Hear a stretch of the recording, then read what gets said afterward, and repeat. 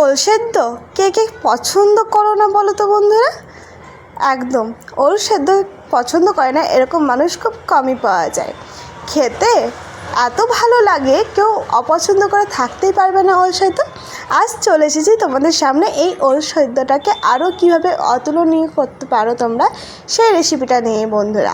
চলো বন্ধুরা, সবাই পুরো ভিডিওটা দেখতে থাকো, আশা করছি তোমাদের ভিডিওটা ভালো লাগবে। নমস্কার বন্ধুরা, সবাই কেমন আছো? আশা করছি সবাই ভালো আছো। আমি রিঙ্কি, সবাইকে রাধে রাধে। চলে এসেছি আবারও একটি নতুন ভিডিও নিয়ে তোমাদের সামনে বন্ধুরা। দেখো, প্রথমে নিয়ে নিয়েছি ওলটাকে খোসা ছাড়িয়ে খুব সুন্দর করে ধুয়ে তারপর একটু ছোট করে কেটে নিয়েছি। খুব ছোট না বন্ধুরা, একটু মিডিয়াম সাইজ করে কেটে নিয়েছি। চলো এবার এটা কুকারের মধ্যে দিয়ে দিই, একদম কুকারে সেদ্ধ করে নেব। একে একে ধুয়ে পরিষ্কার করে রাখা ওলটা আমি কুকারের মধ্যে দিয়ে দিলাম। কুকারের মধ্যে ওলটা দেওয়ার পর এখানে দিয়ে দেবো পরিমাণ মতো জল। খুব বেশি জলের প্রয়োজন হবে না, এই সামান্য পরিমাণেই জলটা দিচ্ছি। আর একটুখানি জল দেব, আর একটুখানি জল দিয়ে আমি কুকারটাকে বন্ধ করে চুলায় বসিয়ে দেবো বা গ্যাসের উপরে বসিয়ে দেবো। তো চলো, বন্ধ করা হয়ে গেছে, এবার গ্যাসেও বসিয়ে দিয়েছি। এবার গুনে গুনে একদম 5টা সিটি মারবো। একদম হাতে গোনা 5টা সিটি মারলে কিন্তু খুব সুন্দরভাবে ওলটা সেদ্ধ হয়ে যাবে। তোমাদের যে ওলটা যেরকম থাকবে সেরকমভাবে সেদ্ধ করে নেবে, সেরকমভাবে সিটি মেরে নেবে। এক একটা ওল সেদ্ধ হতে অনেকটা টাইম লাগে, তো সেই বুঝেই কিন্তু সিটিটা মেরে নিতে হবে। আর দেখো, এখানটায় নিয়েছি আমি কালো সর্ষে বাটা, একদম অল্প পরিমাণে নিয়েছি সর্ষে বাটাটা। আর নিয়ে নেব লেবু। একদম ওল সেদ্ধ বানাচ্ছি, আর লেবু না থাকলে হয় বলো বন্ধুরা? লেবু তো থাকতেই হবে। তো লেবুটা কেটে নিয়েছি, আর নিয়েছি 2টো কাঁচা লঙ্কা। একদম ঝালের পরিমাপটা তোমরা নিজেদের মতো করে দিয়ে নেবে। দেখো, 5টা সিটি মেরে নিয়েছি, তাতে কিন্তু খুব সুন্দর সেদ্ধ হয়ে গেছিলো এই ওলটা।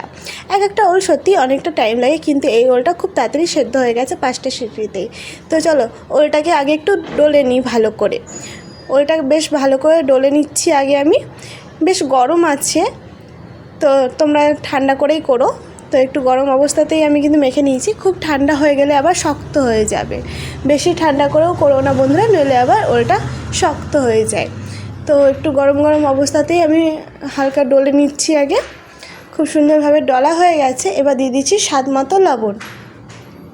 স্বাদ মতো লবণ দেওয়ার পর দিয়ে দিয়েছি 2টো কাঁচা লঙ্কা। একদম এই লবণের ওপরেই কাঁচা লঙ্কাটা ডলে নিচ্ছি। তোমরা চাইলে সর্ষের সাথেও কাঁচা লঙ্কাটাকে বেটে নিতে পারো।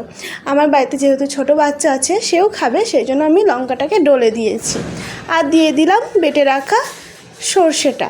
আর দিয়ে দিচ্ছি লেবুটা খুব সুন্দরভাবে চিপে নিয়েছি।